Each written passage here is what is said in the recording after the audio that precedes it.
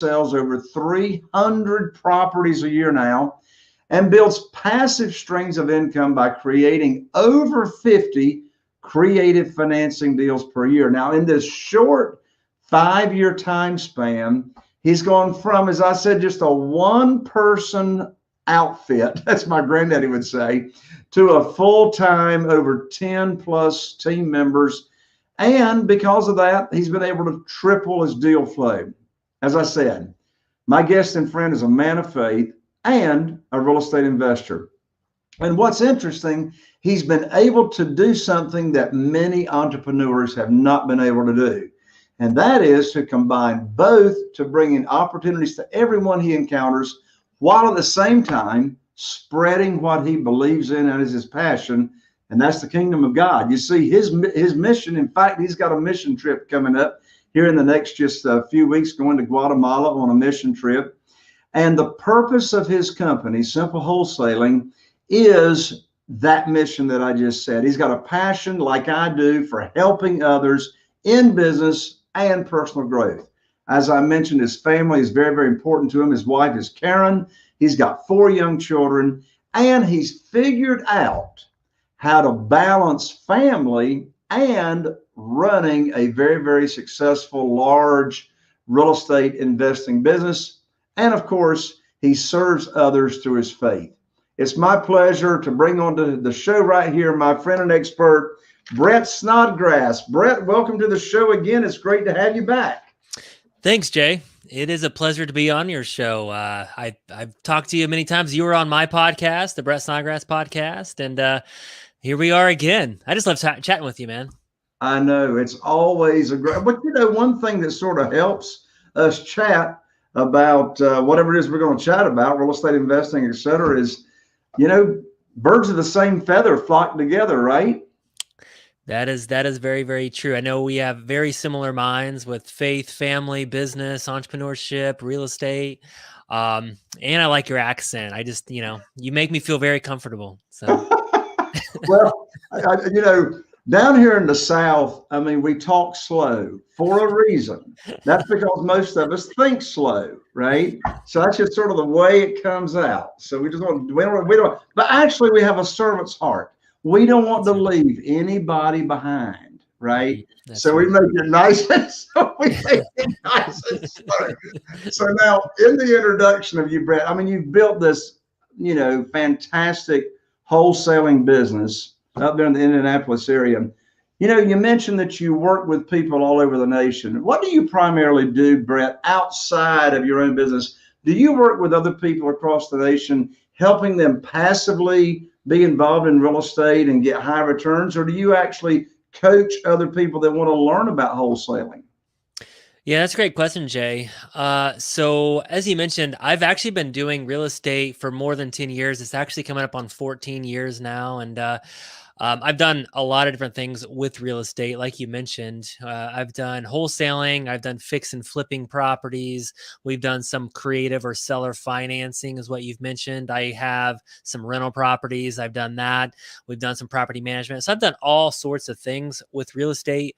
About 5 or 6 years ago, what I realized is I really love the wholesaling, chasing deals.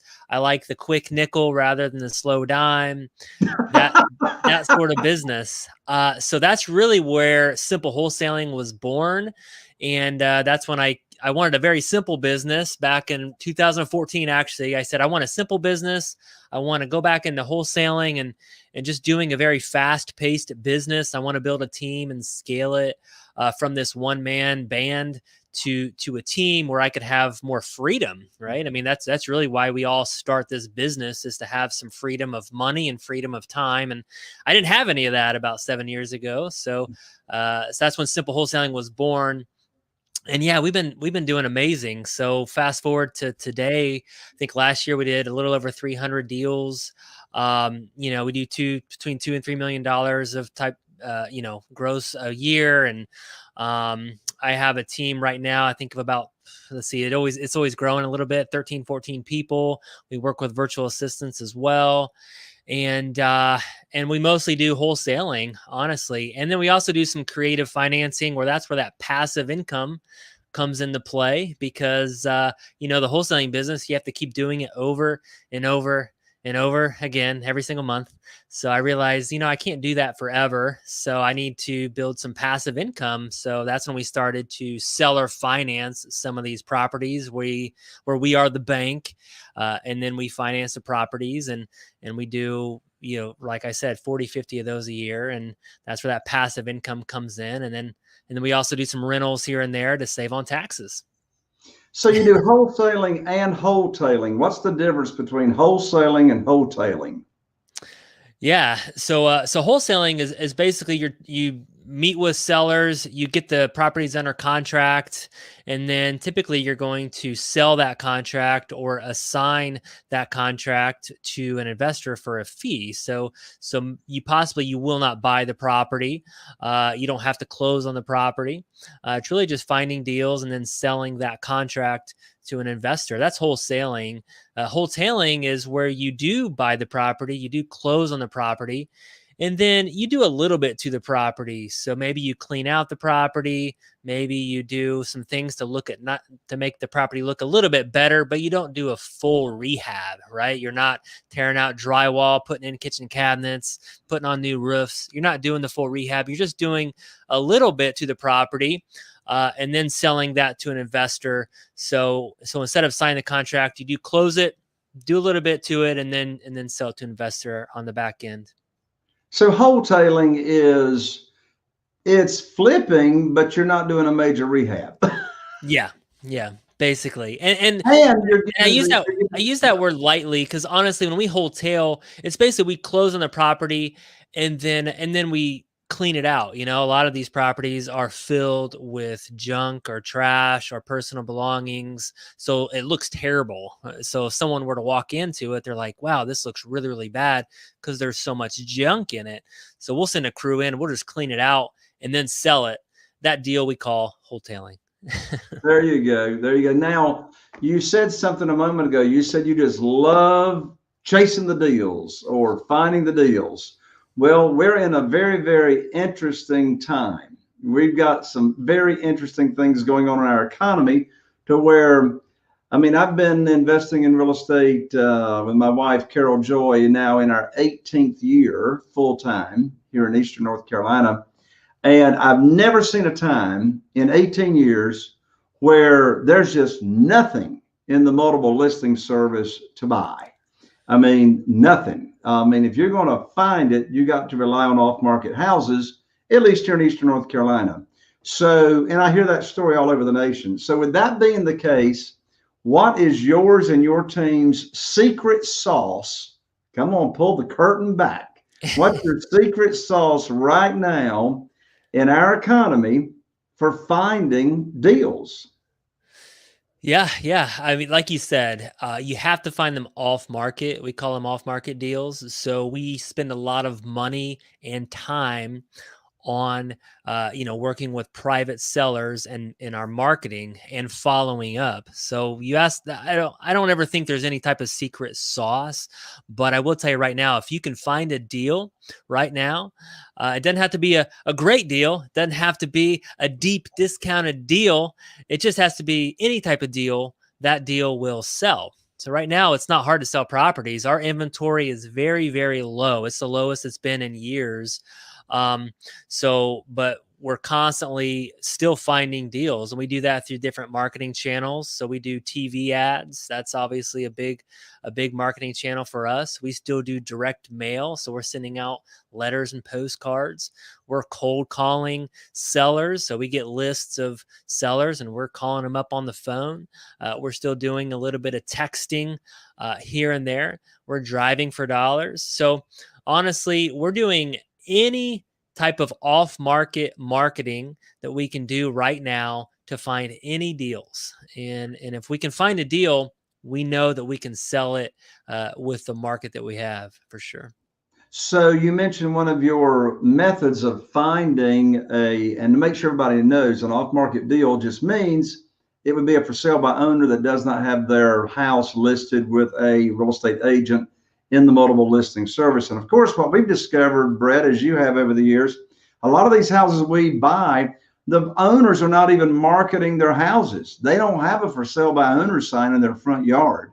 One of the channels or strategies you just mentioned of finding deals today is driving for dollars. Tell everybody, what do you mean by driving for dollars, and how do you find people to drive for dollars? No, that's a great thing. So driving for dollars, basically what it means is you just get in your car and you drive, and you're looking for homes that you feel like the sellers might be motivated to sell. So you're looking for signs, right? You're looking for tall grass, that the yard hasn't been mowed in a month. Maybe the mailbox is full of mail because no one's picking up that mail.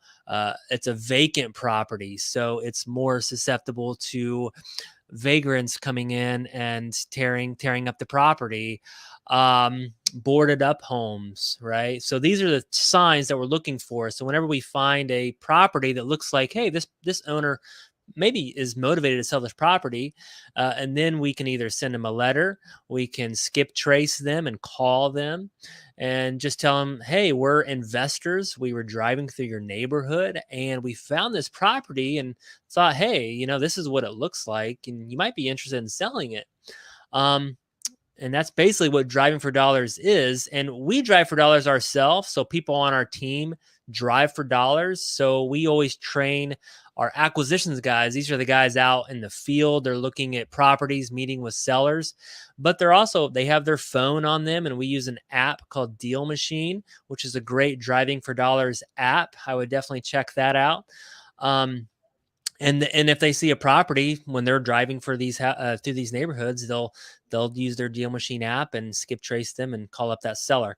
We also can find other people that we've done in the past.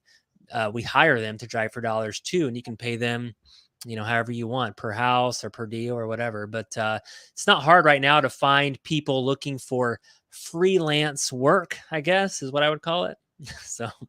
Yeah, I love the reason I asked you about that is, of course, here in our small area, Carol Joy and I, our total investing population is only 40,000 people. So we use, many, different ways of finding motivated sellers. And so we just brought on a new field agent, also known as a bird dog, that actually is in the military. And he was out in California, knocked on our door and said, hey, I want to drive for dollars for you. I said, okay. So last weekend he goes out and he's just touched the hem of the garment, if you will, and sent us pictures of 33 houses that are clearly vacant. Mm-hmm. And we skip trace those people, and over half of them are living out of state. So when you got a vacant house and it's clearly distressed or there's nobody living in it and it hasn't for a while, and the owners, according to the tax records, live out of state, that's probably going to be a pretty good sign of a motivated seller. Wouldn't you say so, Brett? Yeah, I would say. And you'll be surprised that people say, why don't these people market their properties, list it on the MLS or whatever? And honestly, just a lot of people, they kind of forget about it, right? It's like if you have this random house in another city and you have your day job and you have your family and you have your kids and you're busy and you're doing all this stuff, you kind of just put the house on the back burner and you're like, oh, I'll get to it one of these days, and that day never comes. So when Jay Connor calls you up and reminds you that house is still sitting there, it perks your interest. So exactly. Now, Brett, you and your team, you've got multiple exit strategies. You have multiple exit strategies, meaning you're controlling a house, meaning you've done marketing. You and the team have found a house. Now you got it under contract to purchase. Multiple exit strategies. You could do what we call stay in the deal. You could actually do what we call take it down. In other words, you actually close on your own contract that you've got under the purchase, so you can stay in the deal. Or, as you said, in wholesaling, you can assign that contract to another real estate investor, and you're going to collect an assignment fee. You're going to sell that contract. Now they're going to take it down. You can stay in the deal two different ways. You can stay in it on wholetailing, where you just clean it up, as you said, sell it to an end user, or you do a major rehab. What's your criteria on deciding what is your exit strategy from those choices. Yeah, yeah. I think it's just whatever season that you're in. Like I said, I like the quick nickel. So our first strategy is if we get a house under contract and we can assign the property, we won't market it, but we'll send it out to some buyers. Like we know our buyers pretty well, so we'll send it out to a few of them that think that would be interested. And if they're interested, then we'll just assign the contract. If they're not interested, or if it's a deal that we don't really know if a buyer for that, then we'll go ahead and close on it, clean it out, and then we'll list it. We don't do a lot of major rehabs right now, just because just the season that we're in and the market that we're in. It's almost like we don't really have to do that, just because there's buyers out there. The inventory is really low, so we feel like we can make maybe not as much money, but we can make close to as much money as if we just cleaned it up and sold it to an investor, and we didn't have to spend that 4 to 6 months and the headaches and the stress of fixing up that property. Sometimes we do seller finance it, but honestly, those just come. It's not like we market it that way, but we have some couple of agents and a couple of buyers that buy that way, and then that just kind of comes here and there. So we don't do a lot of full rehabs just because of the season that we're in. But this, as the market changes, I mean, who knows? 2 years, we might be doing all full rehabs. I don't know. We'll see. Yeah, it does change year to year. So since the market is so tight and inventory is, so tight, there's hardly anything in the multiple listing service to buy. Has that changed your formula on figuring what is the maximum amount that you will put a house under contract? And if so, what is your current formula on deciding, okay, this is the most I'm going to offer to get under contract? Yeah, well, that's a great question, Jay. I've actually, this is probably a weird answer, but I actually stepped a lot out of the business about a year ago. Brian Snyder is our CEO of the Simple Wholesaling team now, and they're the ones that kind of been coming up with the formulas lately. I mean, our formula has always kind of been, we might pay like 70% of the ARV, or the comparison price value, or whatever, the broker's price opinion. That was kind of our formula before, but I will tell you, has it gone up? Yeah, yes. I mean, it's almost, sometimes the prices that we're putting on properties, I look at it and I'm like, I don't know, because history, right? I mean, I'm still stuck in 2 years ago, 3 years ago, where I was buying that house for what, $30,000 cheaper, $40,000, $50,000 cheaper. So it is a weird time, right? And I think that we as investors, we always have to be pivoting and just be watching. Right now, I'm very conservative, and I'm always having that conversation on, hey, what happens if the government does something crazy, or the market or the stock market starts to tank and the real estate market starts to tank? And I'm like, hey, when that happens, like, we really have to always be watching. Because I think if you're like me, Jay, I mean, aren't you guys still asking those questions and always watching and trying to figure out when you're going to have to pivot? Because I think we're all going to have to pivot sooner or later. I mean, right now we can't keep doing this forever. It's like, hey, eating is good right now and the market's hot, but I'm like, it's going to change, and when it does, we have to be ready. Exactly. So as we mentioned when we started out the show, Brett, faith, family, God and family is very, very important to you, as it is to me. But before I ask you the next couple of questions, as we start to get towards the end of the show, I want to make sure everybody knows how to follow you, stay connected. And so let's give out your website and also your podcast. Yeah, definitely. So like I said, our company is called Simple Wholesaling. So you can check us out on simplewholesaling.com. We have a lot of videos and blogs, and we do a lot of education on there as well. If people are interested in wholesaling, we're always just trying to give out free content. So check us out on simplewholesaling.com. And I have a YouTube channel, and it's called the Brett Snodgrass channel, that I do my podcast, which is the Brett Snodgrass podcast. And we also do videos, teaching videos and things like that on there as well. Yeah, well, your podcast is sort of different. Tell everybody how your podcast is different as far as your line of questioning when you're interviewing guests. Yeah. Well, I had Jay on the podcast, and I'm really just passionate about people that are successful, but they have a significance element to them. Like, significance is a lot more important to them than success.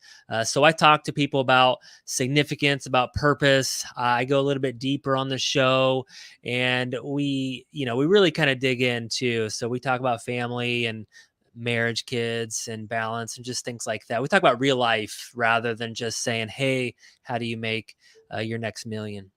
Exactly. Well, speaking of that, from your experience, I mean, you have figured it out, but you may not have it figured out all the time in the past.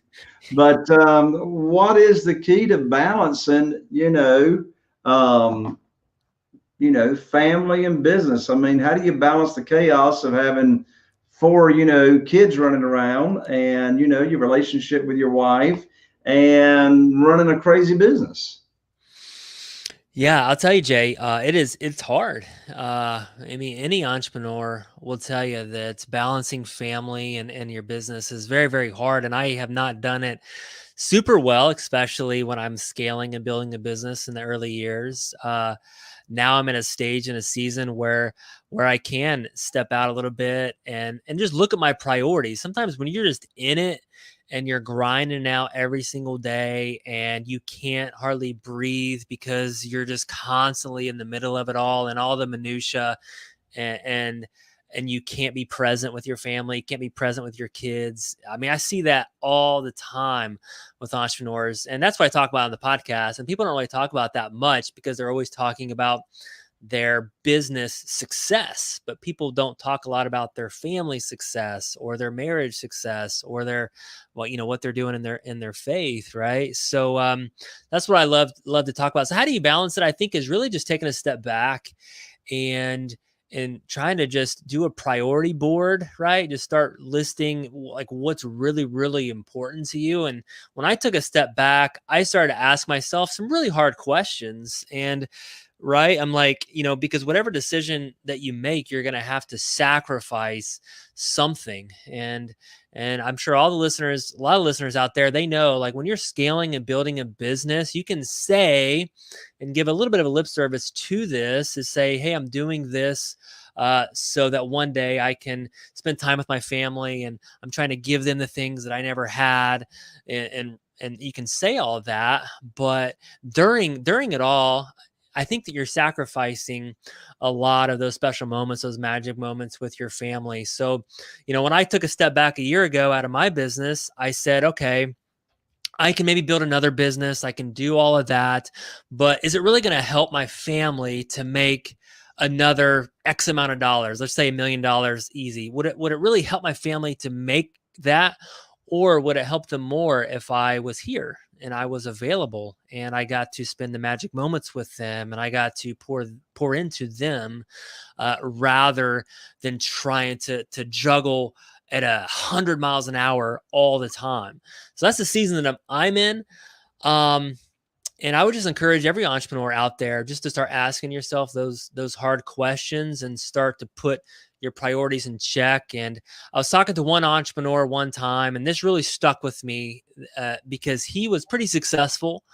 And I saw him interact with his family, and I was like, how do you do that? How are you pretty successful? And then you have this amazing family over here too. Like, how do you do that?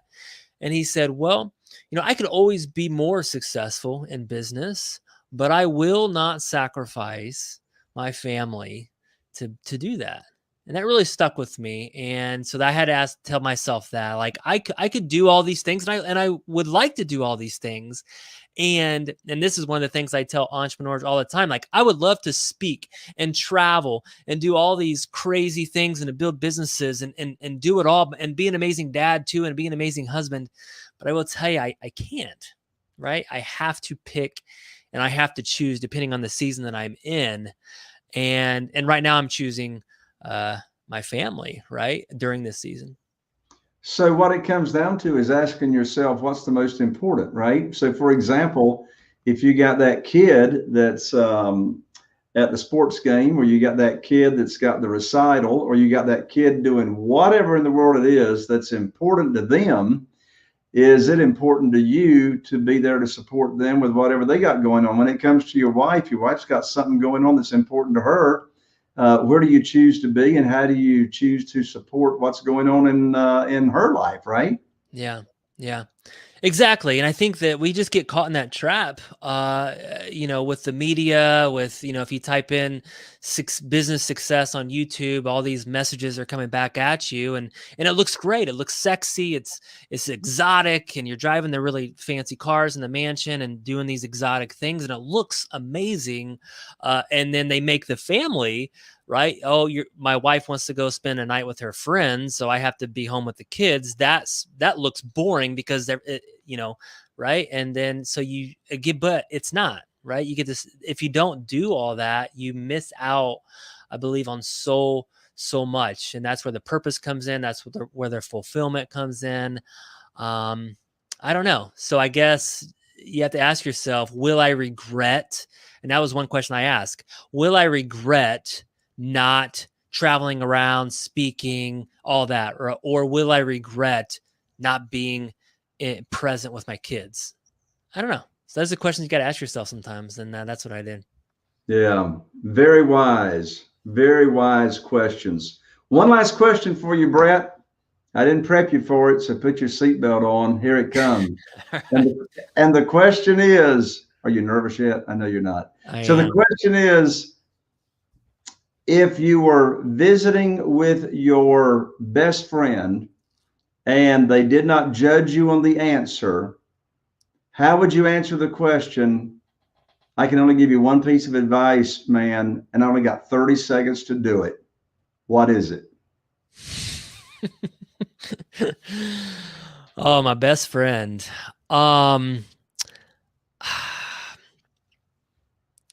That's a tough. You didn't prep me with that for that one, Jay. I would just say, I think just to go after I would just say purpose and present. I'm a big guy on go after, figure out what you're made to do. How are you wired? How did God wire you? And what makes you come alive? What makes your heart come alive? What are you passionate about?